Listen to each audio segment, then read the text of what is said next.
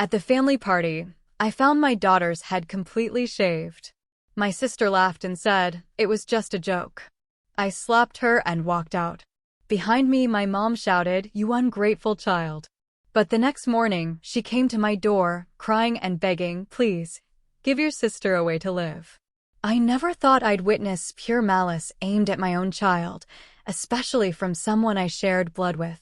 But that day, watching my 8-year-old daughter's beautiful blonde hair fall to the bathroom floor, my sister's cruel, mocking laughter echoing around us, something inside me didn't just snap, it shattered. My name is Juliet, and at 35, being a single mom to Lily has been the greatest joy and fiercest challenge of my life since my divorce 5 years ago. Lily is this incredibly sensitive, artistic soul. She absolutely loved drawing ballet, and since she was 4, she'd been growing her long blonde hair. It became her trademark, her confidence. She'd flip it over her shoulder when she was proud, twirl it when she was thinking deeply. It just cascaded down her back like pure sunshine, and her face would light up whenever someone complimented it. That hair was her. My younger sister, Samantha, who's 32, has always been a complicated presence in my life. She's always existed in this weird space of both admiring and resenting me. But with Samantha, her attention-seeking always had a darker edge. What she called pranks, most people would call outright cruelty. I remember when I was 16, she cut holes in my prom dress the night before the dance. At 20, she fed lies to my college boyfriend, telling him I was cheating, which totally destroyed us. Even at my wedding, she somehow managed to spill red wine on my dress during photos, claiming it was an accident while barely hiding her smirk. Each time, our mother, Margaret, would wave it away. "You're overreacting, Juliet," Mom would say. "Samantha's just playing. You know she loves you." My father, Thomas, typically just stayed silent, unwilling to step between them. That dynamic hadn't changed in 30 years. Since Lily was born, I'd been increasingly reluctant to bring her to these family gatherings.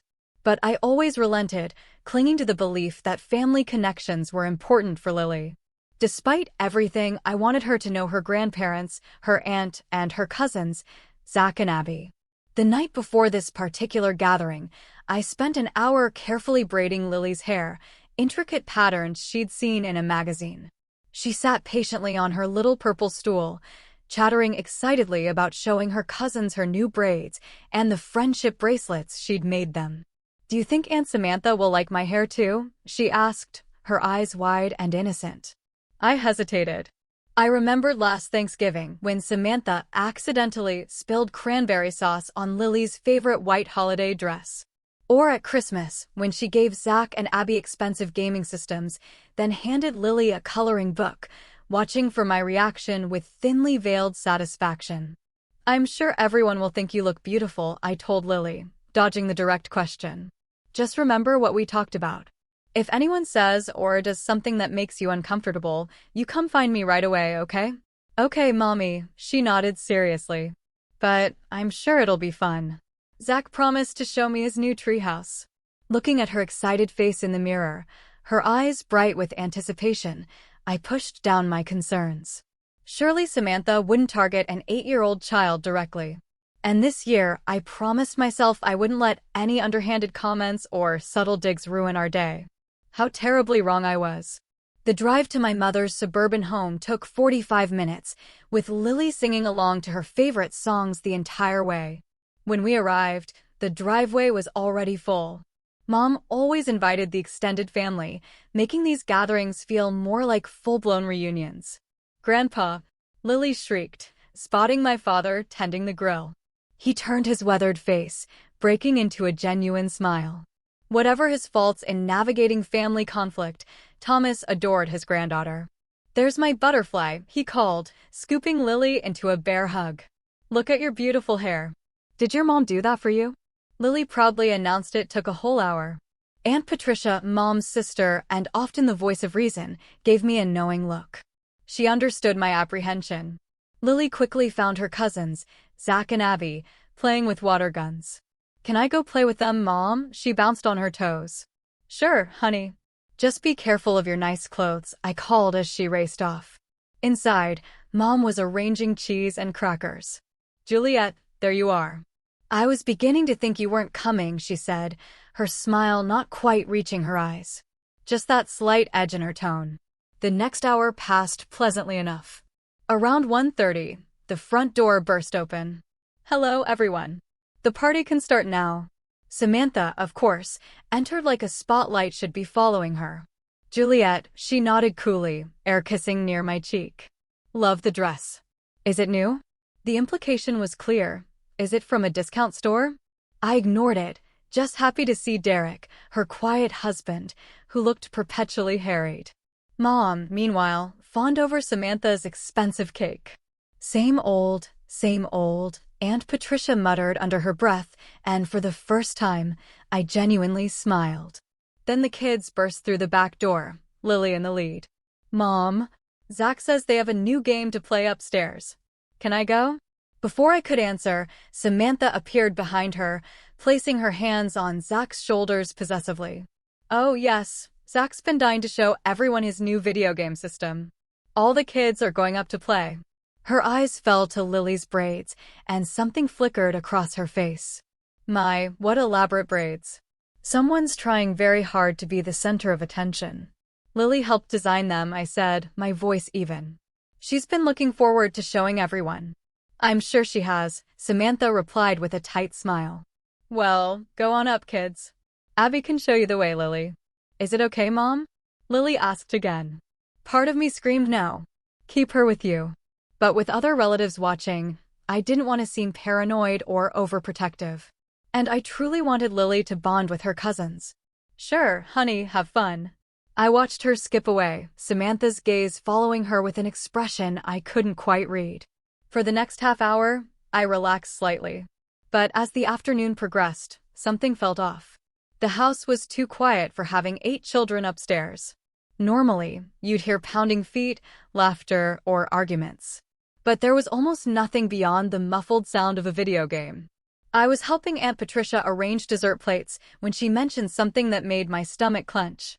"Did Samantha show you what she bought yesterday?" Electric hair clippers, of all things. Said she was going to give Derek a haircut at home to save money. Patricia shook her head. Strange, considering she spent $200 on that cake. Never known Samantha to be frugal. My hands stilled on the plates. Hair clippers. Brand new ones. I saw them in her purse. Patricia gave me a curious look. "You okay, Juliet? You've gone pale." "I'm fine," I said automatically, though my mind was racing. "Just realized Lily's been upstairs a while. I should check on her." "Good idea," Patricia nodded.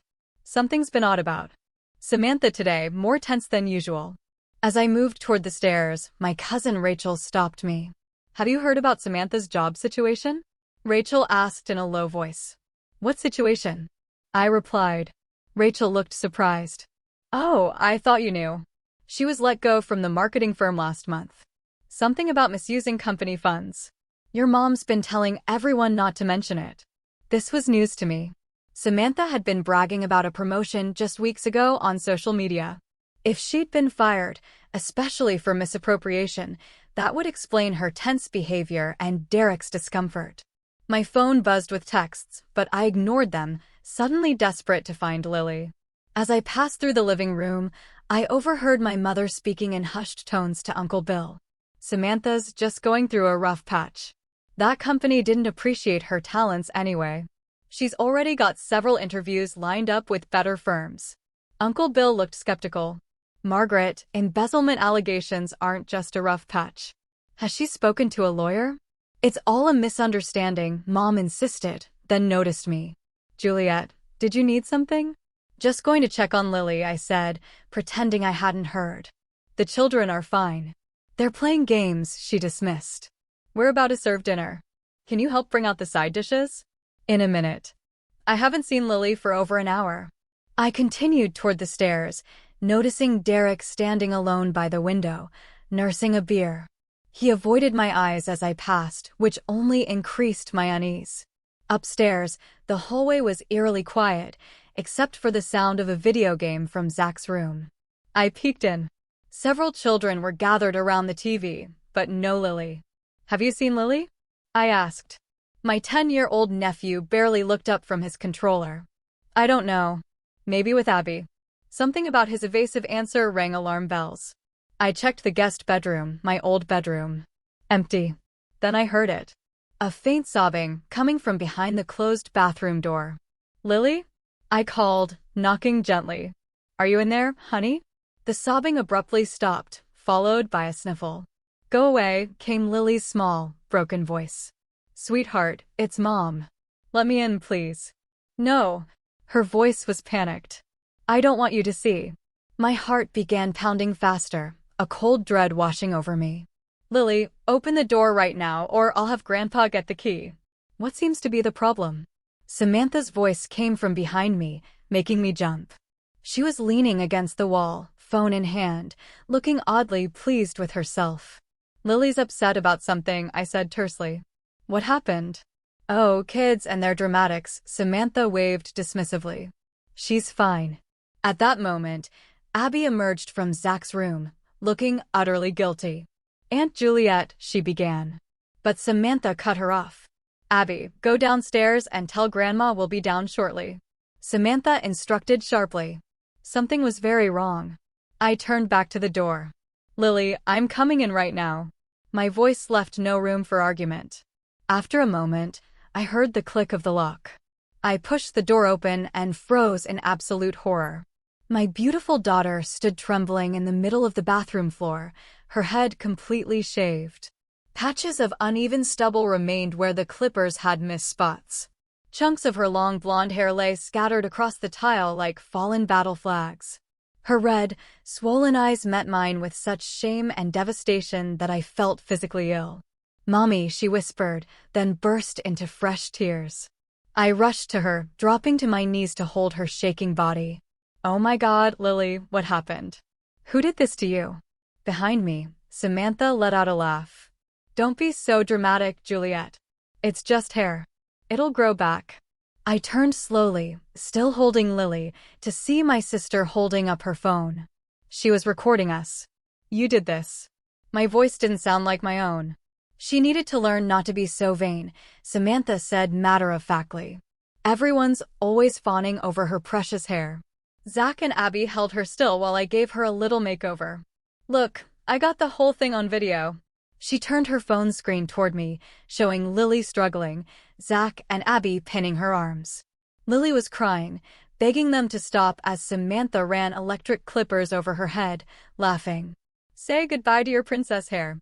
By now, other adults had gathered in the hallway, drawn by the commotion. My father pushed through, stopping short at the doorway. Good Lord, he breathed, taking in the scene. What have you done, Samantha? It's just a joke, Dad. Samantha rolled her eyes.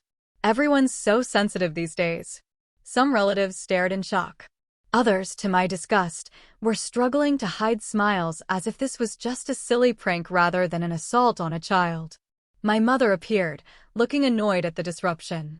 What is going on up here? Dinner is getting cold. Look what your daughter did to Lily, I said, my voice shaking as I turned my sobbing daughter toward her. For a moment, my mother looked genuinely shocked. Then her expression hardened. Well, it's certainly not stylish, but it will grow back. Lily stopped crying. Not stylish. I echoed in disbelief. Mom. They held her down and shaved her head against her will. She's traumatized. I've already posted the video to the family group chat. Samantha announced proudly. It's hilarious. She screamed like we were killing her. Lily buried her face against me, trying to hide under the towel I'd wrapped around her shoulders. You filmed it? My father asked incredulously. Of course. The look on her face was priceless. Samantha smirked, then addressed Lily directly. Maybe now people will notice something about you besides your hair. That's when I saw it clearly for the first time. The pure, corrosive jealousy in my sister's eyes as she looked at my daughter. The same look she'd given me throughout our childhood whenever I received attention or praise. But this time, she had targeted an innocent child. My child. Zach and Abby helped hold her down? I asked, my voice dangerously quiet. They were just playing along, Samantha shrugged. Right, kids? From the doorway, Zach and Abby looked uncertain, finally sensing they'd crossed a line. Abby had tears in her eyes. Lily kept screaming to stop, Abby whispered. I told Mom maybe we should stop, but she said Lily needed to toughen up. The bathroom suddenly felt too small, too hot. Lily continued to sob against me, her hot tears soaking through my dress. 5 years of building her confidence, her sense of self, shattered in minutes by the people who were supposed to love her. Something dark and furious unfurled inside me. This wasn't just about hair. This was about power, cruelty, and the years of enabling that had allowed Samantha to believe she could harm a child and face no consequences. I stood slowly, keeping Lily close to me. The crowd in the hallway parted as I carried my daughter toward the stairs, my mind already made up about what would happen next. Where do you think you're going? Samantha called after me, still holding her phone up. Don't be such a killjoy. We're about to have dinner. I ignored her, focused solely on getting Lily somewhere safe. My daughter clung to me, still hiding her face. I could feel her small body trembling. Juliet, you're overreacting, my mother said, following us down the stairs. Samantha didn't mean any harm. It was just a silly prank. I stopped at the bottom of the stairs and turned to face her, careful to keep my voice level, despite the seismic rage building inside me. A prank is a whoopee cushion or a fake spider, Mom. This was assault. They physically restrained my daughter and cut off her hair while she begged them to stop. The family gathering had come to a standstill. Everyone was watching our confrontation. Aunt Patricia appeared at my side, gasping when she saw Lily's shaved head. Oh my God, she whispered, placing a gentle hand on Lily's back. You poor, sweet child. Samantha sauntered down the stairs, still recording with her phone. The video already has 20 likes in the family chat. Everyone thinks it's hilarious. Something snapped inside me. I handed Lily to Patricia and advanced on my sister. Give me the phone, Samantha. Now. No way. She laughed, holding it above her head. This is gold. Maybe it'll go viral. Spoiled princess gets a reality check. I lunged for the phone, but Samantha danced backward, laughing louder. What's wrong, Juliet? Can't take a joke? Your precious little princess will survive. Unlike some of us who had to grow up in your shadow, never being good enough. This has nothing to do with our childhood issues. I hissed. This is about you assaulting my daughter. Assault? Samantha scoffed. Don't be melodramatic. It's a haircut that she didn't want or consent to. You held her down while she screamed and begged you to stop. Samantha's eyes narrowed. Maybe you should teach her to be less attached to her appearance. The way everyone fawns over her hair is ridiculous. She needs to learn the world doesn't revolve around her. My mother stepped between us. That's enough, both of you. You're ruining the gathering. Juliet, take Lily to the powder room and help her clean up. Samantha, put the phone away. We're going to sit down and have a nice family dinner like civilized people. I stared at my mother in disbelief. You think we're staying for dinner after this? Don't be ridiculous. Mom snapped. Of course you're staying. I've been cooking all day. Behind her, Samantha was showing the video to some of our cousins who were struggling to hide their smirks. The sight of them laughing at my daughter's trauma was the final, breaking straw. Take her outside, I told Aunt Patricia, nodding toward Lily. I'll get our things. As Patricia guided my still-sobbing daughter toward the front door, I turned back to Samantha. She was still gloating, showing the video to Uncle Bill, who was shaking his head in disapproval. See how she screams here? Total drama queen. Samantha was saying. I crossed the room in 3 quick strides and did something I'd never done before in my 35 years. I slapped my sister hard across the face, knocking the phone from her hand. The room went deadly silent. Samantha's hand flew to her cheek, her eyes wide with shock. For a brief, satisfying moment, she looked genuinely afraid. You crazy bitch, she gasped. If you ever come near my daughter again, I said, my voice low and steady. If you ever post or share that video, I will press charges for assault on a minor. I will get a restraining order, and I will make sure everyone knows exactly what kind of person you are. I picked up her phone from where it had fallen and deleted the video before tossing it back to her. You can't delete it, she said smugly, recovering quickly. I already saved it to the cloud. Then enjoy explaining to the police how you uploaded evidence of yourself assaulting a child, I replied coldly. My mother rushed to Samantha's side, examining her cheek as if she'd been gravely injured. "How dare you hit your sister in my house after everything we've done for you and that child? What exactly have you done for Lily, Mom? Besides ignore her, belittle her, and now defend someone who assaulted her. Don't be so self-righteous," Mom snapped. "This is why no one wanted you to bring that bastard child into this family in the first place. She's been nothing but a source of drama since the day you announced your pregnancy." The room fell silent again, this time with the uncomfortable tension of a long-held family secret accidentally revealed. My father stepped forward, his face ashen. "Margaret, that's enough," he said quietly. But the damage was done. I felt like I'd been punched in the stomach. "What did you just say about my daughter?" My mother's eyes widened, realizing her mistake, but her pride wouldn't let her back down. "You heard me. We all know Kevin had doubts about her paternity. Why do you think he's barely involved? But we accepted her anyway, despite the embarrassment to this family." I was speechless. Kevin and I had been married when Lily was conceived. There had never been any question of her paternity, at least not from him. This was a lie my mother had apparently been nurturing for years, using it to justify her emotional distance from her own granddaughter. "Mom, that's not true," Samantha said, looking uncomfortable for the first time. Even she seemed shocked by this revelation. "Kevin never said that. He certainly implied it to me," Mom insisted. "Why else would he abandon them?" "He didn't abandon us," I said, finding my voice at last. "We divorced because we grew apart. He sees Lily every other weekend, you know that." "Not for the past 6 months, he hasn't," Mom countered. "Convenient that you leave that out." It was true that Kevin had moved to Seattle for work 6 months ago, making regular visits impossible. We'd been managing with video calls and plans for summer visits. But Mom had twisted this normal co-parenting challenge into something ugly and false. "I don't know what lies you've been telling yourself," I said coldly. "But Lily is Kevin's daughter. And even if she weren't, she's my daughter. She's your granddaughter. And you've just shown that you don't deserve to be in her life." I turned to leave, but Samantha blocked my path.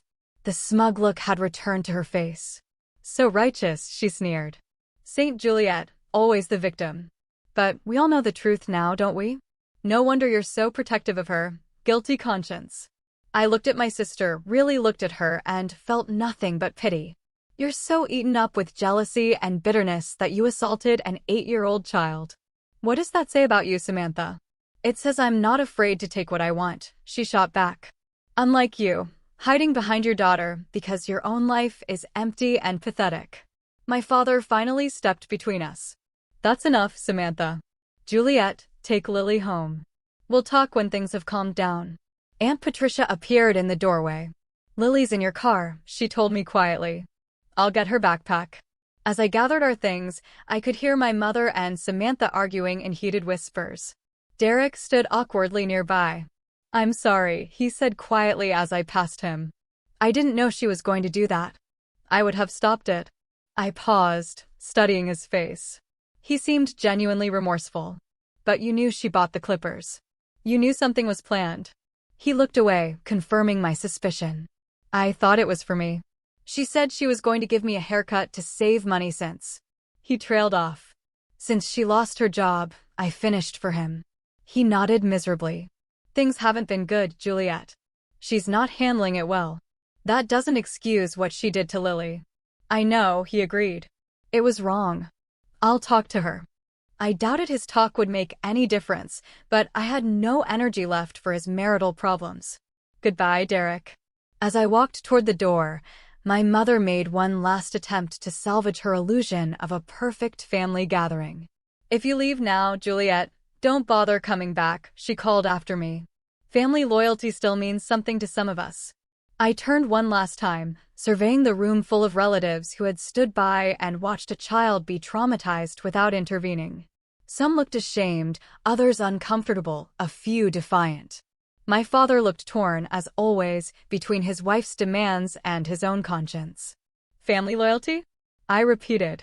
"Is that what you call what happened today?" Because from where I stand, loyalty means protecting those who can't protect themselves. It means standing up against cruelty, not enabling it. If this is your definition of family, then we're better off without it. With those words hanging in the air, I walked out the front door, closing it firmly behind me.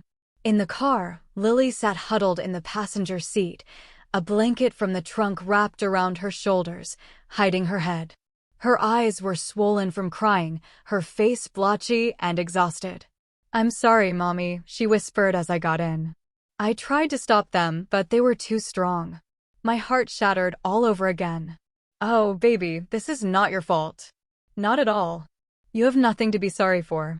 As I pulled out of the driveway, I could see my mother and Samantha watching from the front window. For the first time in my life, I felt nothing but cold, unwavering determination as I drove away from my childhood home. The time for appeasing toxic family members was over. Now, my only focus was healing my daughter and making sure those responsible faced consequences.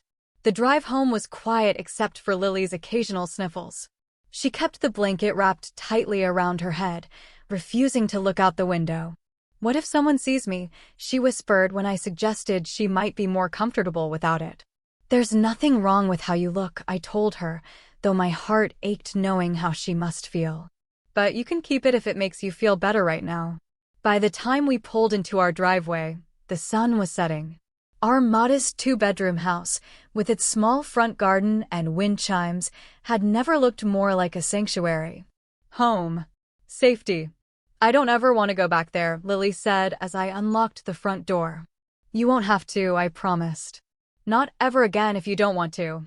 Once inside, Lily headed straight to the bathroom. I followed, worried about what she might feel seeing her reflection again. She stood before the mirror, slowly lowering the blanket to reveal her nearly bald head, running her fingers over the uneven stubble. "I look like an alien," she whispered, fresh tears welling in her eyes. I knelt beside her. "You look like my strong, beautiful girl who went through something terrible today. And I'm so sorry I wasn't there to protect you." "Why did Aunt Samantha do this?" she asked, her voice small and confused. "Why does she hate me? How do you explain adult jealousy and cruelty to an 8-year-old? How do you make sense of something so senseless?" "Your aunt has a lot of problems inside herself," I said carefully. "None of this has anything to do with you. Some people hurt others when they feel bad about themselves. And Grandma called me a bad name," Lily continued. "Bastard child." "What does that mean?" The rage I'd been suppressing for Lily's sake threatened to overwhelm me again. "It's an old-fashioned, mean word that isn't true. Grandma was wrong to say it, and she was wrong about everything today." Lily turned to face me, her expression suddenly older than her years. "Are we still family with them? Do I still have to call them Grandma and Grandpa and Aunt Samantha?" "No," I said firmly. "Family isn't just about being related by blood. Real family treats you with love and respect. They don't hurt you on purpose." I ran a bath for Lily, adding her favorite lavender bubbles. While she soaked, I made 3 important phone calls. The first was to my friend Megan, a family lawyer. "They did what?" she exclaimed. "Juliet, that's assault on a minor. You need to file a police report immediately." "I will," I promised. "But first, I need to make sure Lily is okay." My second call was to Dr. Bennett, a child psychologist Lily had seen briefly after the divorce. She agreed to see us first thing Monday morning. "Document everything," she advised. "Take photos of her head. Write down exactly what happened while it's fresh in your mind. This kind of betrayal by family members can be deeply traumatic." My third call was to Kevin. Despite what my mother had implied, Kevin had never questioned Lily's paternity. Our divorce had been about growing apart, not infidelity. He was living in Seattle now, but remained involved in Lily's life. When I told him what had happened, he was furious. "I'm booking a flight right now," he said. "I'll be there tomorrow. Those people are never coming near our daughter again." By the time I finished my calls, Lily had gotten out of the bath and put on her favorite pajamas. I found her sitting on her bed, looking lost. "Can I sleep with you tonight?" she asked. "Of course, sweetheart." As we curled up in my bed, my phone began buzzing with messages. My mother, my father, even Samantha. I turned it off without reading any of them. Tomorrow would be soon enough to deal with the fallout. Tonight was for comforting my daughter. "What about school?" Lily whispered in the darkness. "Everyone will laugh at me. We'll figure it out," I promised.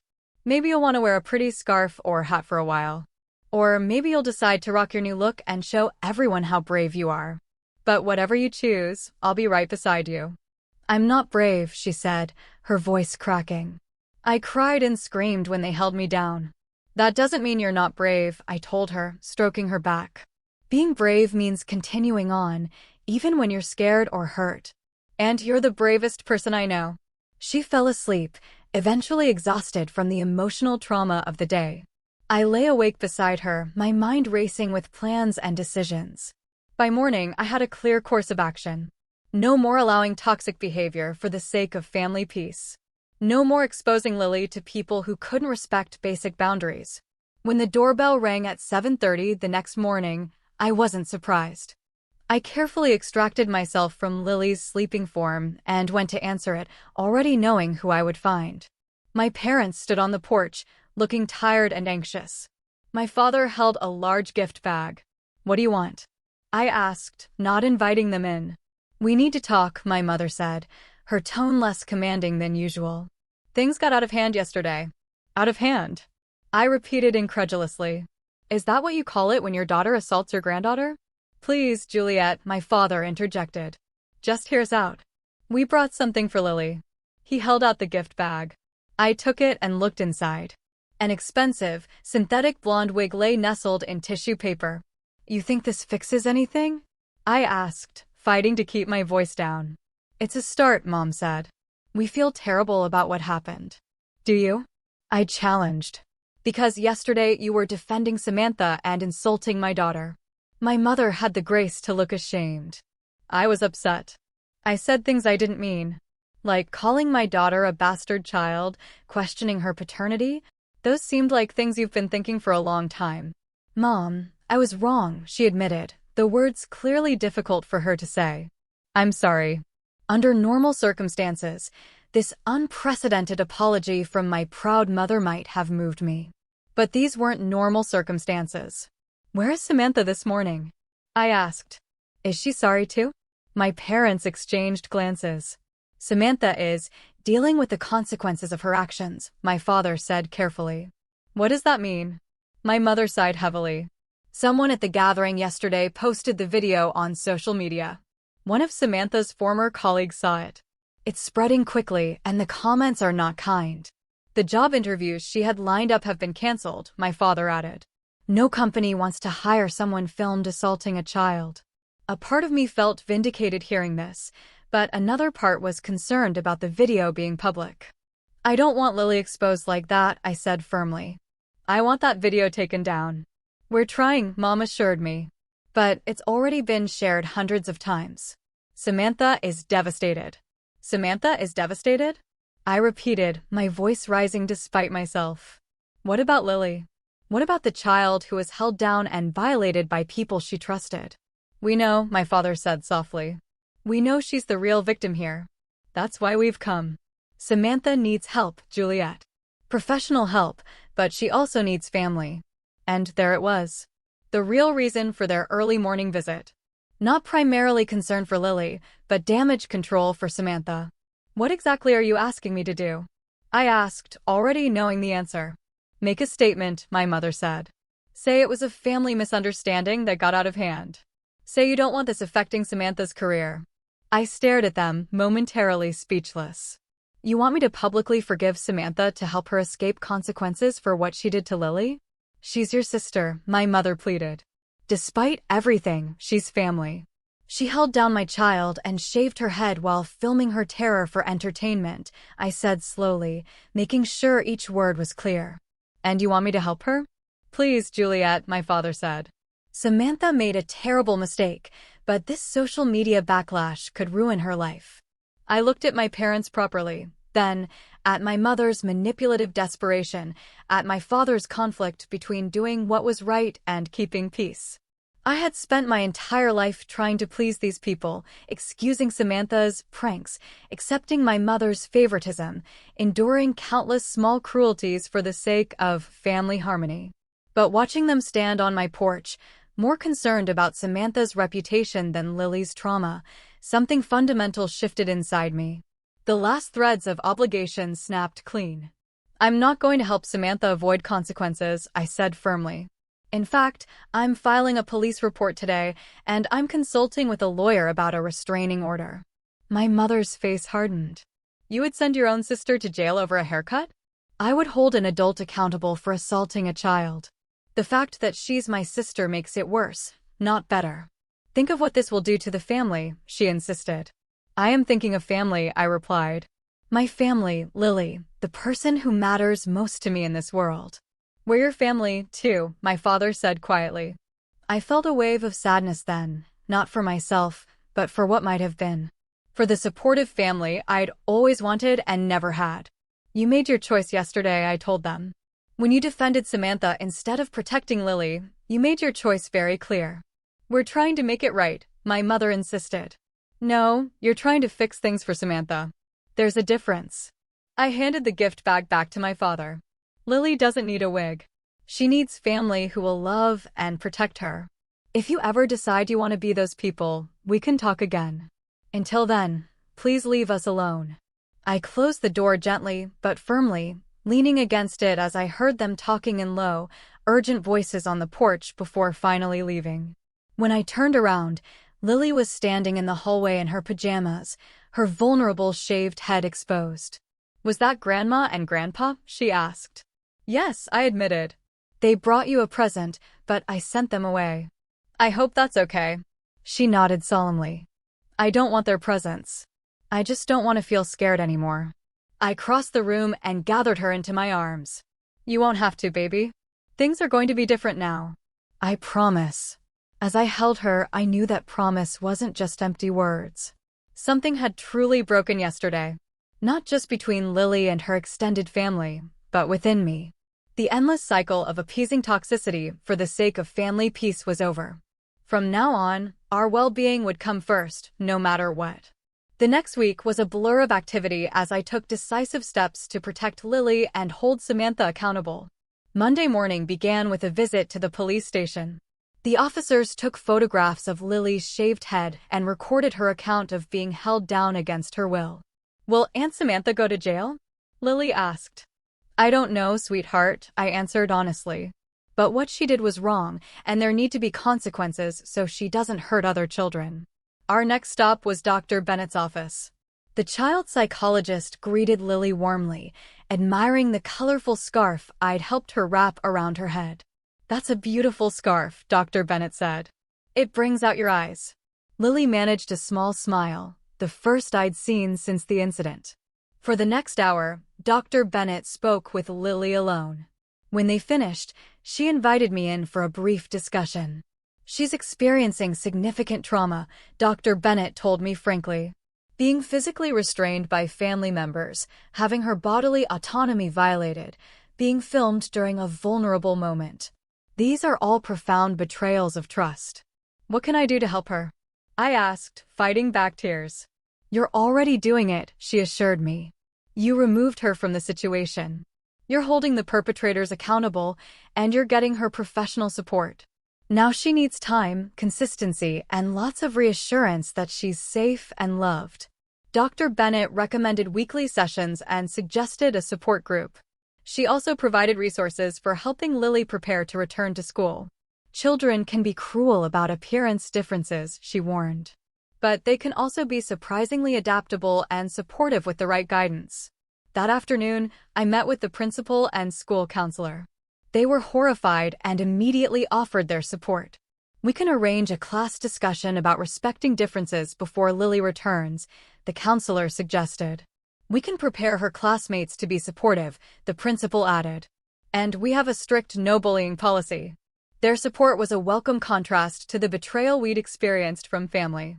By Wednesday, Lily felt ready to return to school, armed with a collection of colorful scarves and hats. To my surprise, her best friend, Zoe, arrived at our door that morning, sporting a newly buzzed haircut. Mom said I could do it to show Lily she's not alone. Zoe explained, beaming. Do we match? Lily's eyes filled with tears, but this time they were tears of gratitude. She removed her scarf, revealing her growing stubble. We match, she confirmed, reaching for her friend's hand. While Lily was at school, I met with Megan, my lawyer friend. The police report is a good start, she said. But I also recommend filing for a temporary restraining order against your sister. Given what happened, any judge would grant it. What about my parents? I asked. They seem more concerned about protecting Samantha than supporting Lily. Megan considered this. Unless they've made specific threats, we don't have grounds for a restraining order against them. But you have every right to limit contact. You're Lily's mother. You decide who has access to her. By Thursday, news of the incident had spread further than I'd anticipated. My phone rang with a number I didn't recognize. Is this Juliet Williams? A woman's voice asked. Yes. Who's calling? My name is Rachel Gonzalez. I'm a reporter with the Daily Chronicle. We've received information about an incident involving your daughter and sister that's gone viral online. I'd like to get your side of the story. I froze. The last thing I wanted was media attention. I have no comment, I said firmly. And I'd appreciate you respecting my daughter's privacy. She's a minor who's been through enough. I understand, the reporter said, sounding genuinely sympathetic. But you should know the video has over 50,000 views now. People are calling your sister the haircut aunt from hell. If you want to control the narrative at all. After hanging up, I immediately checked social media. To my horror, the video had indeed gone viral with hundreds of outraged comments condemning Samantha. While the public support for Lily was touching, the thought of thousands of strangers watching her moment of trauma made me sick. I called Megan again. Can we get the video taken down? We can try, she said.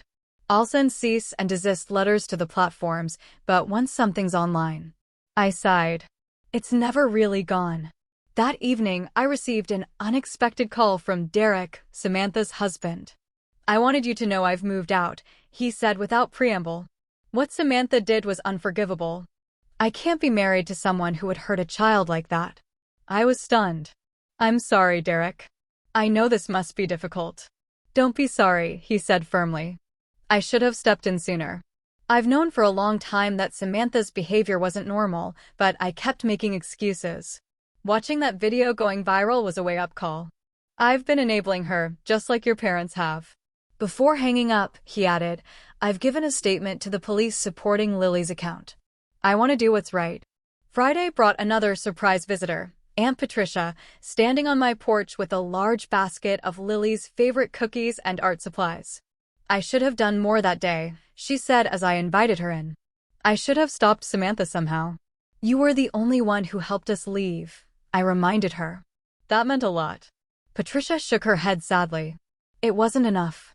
I've enabled your mother and Samantha for too long, keeping the peace instead of speaking the truth. She took my hand. But that ends now. I want you and Lily to know, you have family who stands with you, who knows right from wrong. Her support brought tears to my eyes. Thank you. That means more than you know. The weekend brought more developments. Kevin arrived from Seattle, staying at a nearby hotel, but spending most of his time with us. Having Lily's father present provided another layer of security and normalcy that helped her begin to heal. Together, Kevin and I took Lily to a salon specializing in children's hair. The stylist, a kind woman named Trina, examined Lily's uneven stubble. We can even this out into a cute pixie style, she suggested. And I have some wonderful healing oil for your scalp. Lily hesitated. Will I still look like a girl? The most beautiful, stylish girl, Trina assured her. Plenty of girls choose short hair because it looks so chic. She showed Lily photos of female celebrities with short haircuts, helping her see that femininity wasn't tied to hair length. When the styling was complete, Lily looked at her reflection with cautious approval. It's actually kind of cool, she decided, turning her head. And it feels nice when you touch it. It shows off your beautiful eyes, Kevin told her. And it'll be perfect for summer swimming. Sunday evening, as Kevin prepared to return to Seattle, my phone rang again. It was my father. Juliet, he said, his voice sounding older and more tired than I'd ever heard it. I need to talk to you. Not about Samantha. About me. About the ways I failed you and Lily. The vulnerability in his voice caught me off guard. Dad, I've spent my life avoiding conflict, telling myself I was keeping the peace, when really I was just being a coward, he continued. I let your mother favor Samantha. I let Samantha bully you, and now I've let both of them hurt Lily. I sat down, unprepared for this level of self-awareness. Your mother and I are in counseling, he continued, separately and together. I don't expect you to forgive me right away, or maybe ever, but I want you to know I'm finally facing the truth about our family dynamics. And I'm so sorry, Juliet, for everything. By the time Monday morning arrived again, exactly 1 week after the incident, the world felt fundamentally different. As I helped Lily prepare for school, adjusting her favorite beret over her new pixie cut, I realized we both stood taller. The path ahead wouldn't be easy. There would be court dates, therapy sessions, difficult conversations, and undoubtedly more family drama. But for the first time, I felt completely certain about where my boundaries lay and how far I would go to protect my daughter. The family patterns of generations had been broken, painfully but definitively. And from that break, something healthier was already beginning to grow. 3 months passed, bringing summer warmth and new beginnings. Lily's hair had grown into a stylish shortcut that she decided to keep, even though it was long enough for her previous style. I like being able to feel the breeze on my neck, she told me one afternoon. And I don't have to spend forever brushing it. The physical healing had come quickly. The emotional healing took longer, with weekly therapy sessions for both Lily and myself. Dr. Bennett helped Lily process her feelings of betrayal and vulnerability, while my own therapist, Dr. Monroe, helped me work through the complicated grief of setting boundaries with toxic family members. Grief, I had questioned during an early session. But nobody died. You're grieving the family you wished you had, Dr. Monroe explained. The supportive mother, the loving sister, the protective father. It's okay to mourn those relationships even as you build healthier ones. The legal consequences for Samantha had been significant, though less severe than they might have been. The district attorney had charged her with assault on a minor, but allowed her to plead to a lesser charge that included community service, mandatory counseling, and a restraining order preventing her from contacting Lily. The social media fallout had ultimately worked in our favor. After the initial viral spread, public outrage had led to most platforms removing it as content depicting child abuse. Samantha had lost her new job opportunity and, according to my father, was struggling to find employment with her digital reputation damaged. She's finally facing real consequences, my father told me during one of our careful, rebuilding conversations. Your mother still struggles with that. But I'm holding firm. No more enabling. My relationship with my father was slowly healing. He came by once a week to spend time with Lily, always respecting my boundaries and never pressuring me to reconcile with Samantha or my mother. He brought small, thoughtful gifts, flowers for me, art supplies for Lily, and listened more than he spoke. I've missed so much by being passive, he admitted one evening as he prepared to leave. I don't want to miss anymore. My mother was a different story. After her initial attempt to make me help Samantha, she had retreated into wounded pride and martyrdom. She sent occasional texts about how painful it was to be cut off from family, but never acknowledged her role or asked how Lily was healing. Classic narcissistic response, Dr. Monroe noted. When unable to control the narrative, she positions herself as the victim. The healthiest surprise had been the strengthened relationships that emerged from the wreckage of old ones. Aunt Patricia had become a regular presence in our lives, dropping by with baked goods and stories about my childhood that painted a more accurate picture of family history than my mother's selective memories. Your mother was always jealous of the attention you received as a child, she revealed one afternoon. You were outgoing and naturally charming. People gravitated to you. Margaret wanted that kind of easy charisma but never had it. So she focused all her energy on Samantha instead. That doesn't excuse what they did to Lily, I said. Nothing excuses that, Patricia agreed firmly. I'm just helping you understand the broken patterns so you don't repeat them. Kevin had also become more present in Lily's life, scheduling regular video calls and planning his work trips to include visits. The trauma had reminded him how precious and fleeting childhood was, and he was determined not to miss any more of it than necessary. The most profound healing, though, had been in Lily herself. The terrified, sobbing child, hiding under a blanket, had transformed into a more confident, self-aware person than she'd been even before the incident. 2 months after the family gathering, Lily had asked to give a presentation to her class about bullying and resilience. Her teacher, Miss Rivera, enthusiastically supported the idea, helping Lily create a thoughtful, age-appropriate talk about standing up to mistreatment and the importance of bodily autonomy. Even if someone is family, Lily told her classmates, they don't have the right to touch you or hurt you. And if someone does hurt you, telling is not tattling, it's protecting yourself. Watching her speak with such clarity and conviction had brought tears to my eyes. Out of such cruelty had come this unexpected gift, her early understanding of boundaries and self-worth, lessons many adults still struggled to learn. Instead of attending the traditional summer family reunion at my parents' house, we created new traditions. Lily and I, sometimes joined by Kevin or Aunt Patricia or my newly supportive cousins, Rachel and Michael, took weekend trips to the lake, had backyard movie nights, and volunteered at the local animal shelter.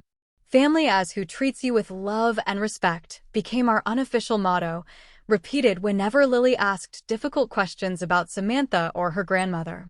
On a warm August evening, as Lily's 9th birthday approached, we sat together on the front porch making invitations for her party. She carefully wrote out names, her school friends, our neighbors, Aunt Patricia, her father, and several other supportive adults who had helped during the difficult months. "Mom," she asked, setting down her marker, "do you think people can really change?" I considered the question carefully. I think people can change if they truly want to and are willing to do the hard work. Why do you ask? I was wondering about Grandma and Aunt Samantha, she said. Do you think they'll ever change? The question pierced my heart. Despite everything, she still wondered about the family members who had hurt her. I don't know, sweetheart, I answered honestly. Your aunt is in therapy now, which is a good first step. But real change means acknowledging the harm you've caused, making amends, and behaving differently over time. Like Grandpa is trying to do, she observed. Yes, like Grandpa. She nodded thoughtfully. I'm not ready to see them again. But maybe someday if they change for real. Her wisdom continually amazed me. That's very mature, Lily, and it's completely your choice. You don't owe forgiveness to anyone who hasn't earned it.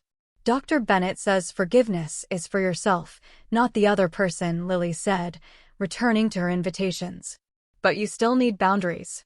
I smiled, recognizing the therapist's gentle guidance. Dr. Bennett is very smart. Later that night, after Lily was asleep, I sat alone on the porch with a cup of tea, reflecting on how much had changed in 3 short months. The pain wasn't gone. The betrayal still stung. And I still had moments of rage when remembering Lily's sobs. But those feelings no longer controlled me. Instead, they had transformed into determination to build a healthier life for both of us. My phone buzzed with a text from my father. Margaret agreed to start individual therapy tomorrow. Real progress. Thinking of you both. It was a small step, but perhaps a meaningful one. I wasn't holding my breath for a miraculous transformation, but I was cautiously hopeful that some healing might eventually be possible. The journey wasn't over. There would be more difficult days, more healing to do, more boundaries to maintain. But we were on a new path now, one built on truth rather than pretense, on genuine love rather than obligation. And that made all the difference. As the summer stars appeared above our little house, I made a silent promise to myself and to Lily. We would continue to choose truth over false harmony, authenticity over appearances, and love over loyalty to toxic patterns. We would remember that standing firm in your values isn't selfish. It's necessary. And we would never again mistake cruelty for care, no matter how it was disguised. Family could be a source of deep pain, but it could also be recreated and redefined. We were living proof of that transformation, growing stronger with each passing day.